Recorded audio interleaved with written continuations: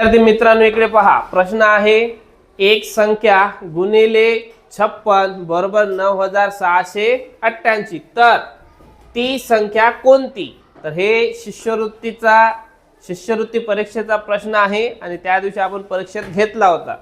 तर ऑप्शन आहे 163, 183 आणि 173 आणि 174, असे काय 4 ऑप्शन.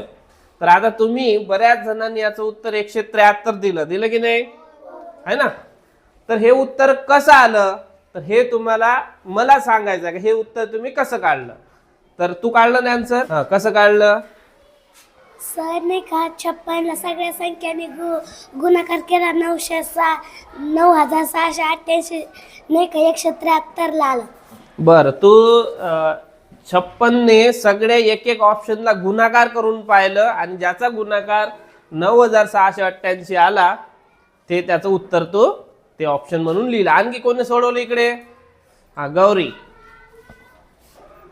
तू कसं सोडवलं? सर मी अभिनय का सगळ्या संख्येला गुणिलं आणि मग नंतर 173 गुणिलं तर 9688. तूही त्याच पद्धतीने केलं, एक एक ऑप्शन घेऊन सोडवलं आहे का नाही? त्यानंतर इकडे कोण सोडवलं? इकडे कोण सोडवलं? गोपाळ. तू कसं सोडवलं? सर मी 56 आणि 9688 तो भाकर केला डायरेक्ट उत्तर आलं. वा वा वा वा. तू काय केलं? 9688 भागिले 56 केलं. भागिले 56 केलं. तर लक्ष द्या की इथे तुम्ही बाकीच्या मुलींनी काय केलं की आपलं एक ऑप्शन घेतलं आणि गुणिले 56 करून पाहिलं. पहिले हे ऑप्शन घेतलं, गुणाकार केला, हे नाही आला तर मग हे ऑप्शन बरोबर नाही. मग दुसरं घेतलं, तिसरं, आणि असं एक एक करता करता जेव्हा 173 गुणिले 56 केलं, तुमचं उत्तर आलं 9688. मग तुमच्या लक्षात आलं की हे याचं उत्तर आहे. फक्त आपल्या इथं गोपाल यानेच काय केलं, 9688 भागिले 56 केलं आणि डायरेक्ट त्याचं उत्तर आलं.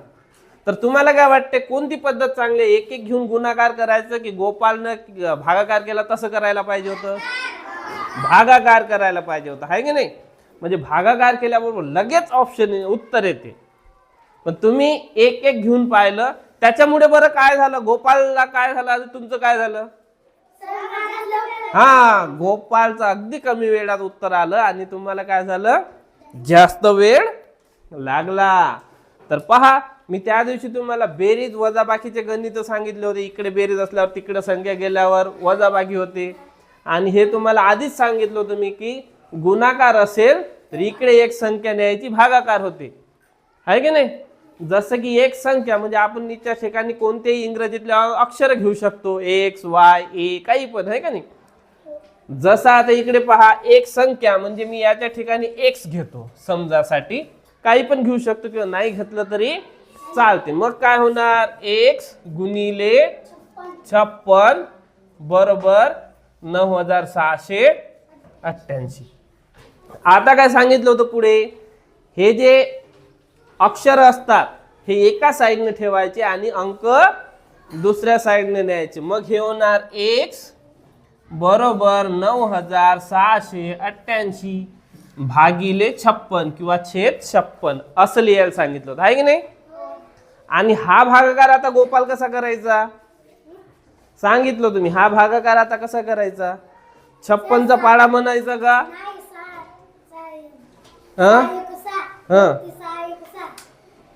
अच्छा, खाली 6 ने भाग द्यायचा आणि वरती पण 6 ने. 2 ने 3 ने भाग नाही देता येणार का?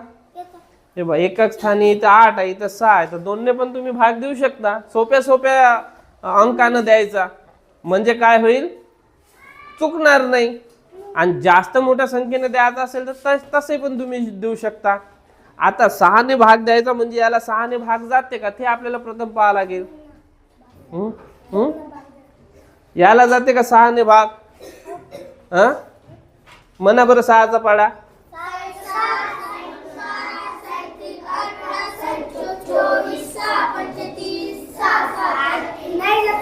जात नाही भाग, आहे की नाही?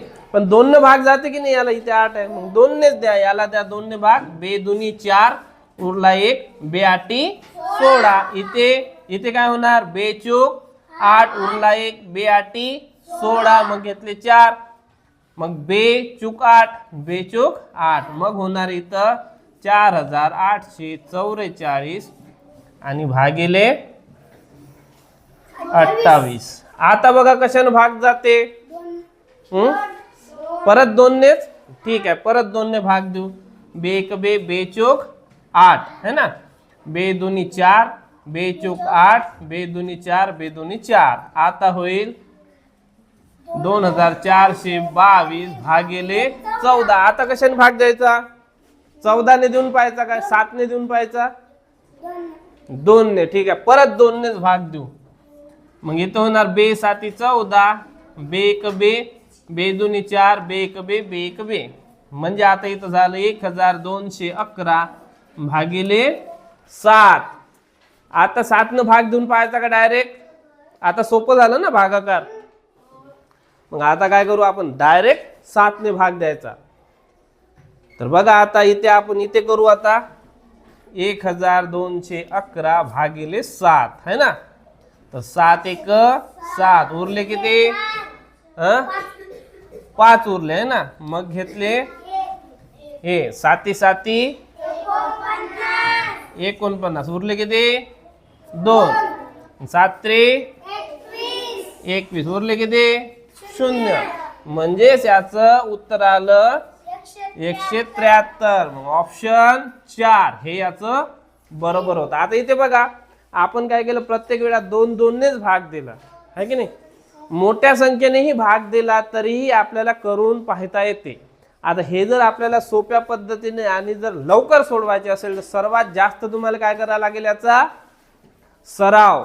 कारण कोणतेही गणित सोडवण्यासाठी जसं आपण आता इथे कट केलं असं करून सोडवावं लागते. समजलं. चला आपण त्यानंतरचा प्रश्न बघू.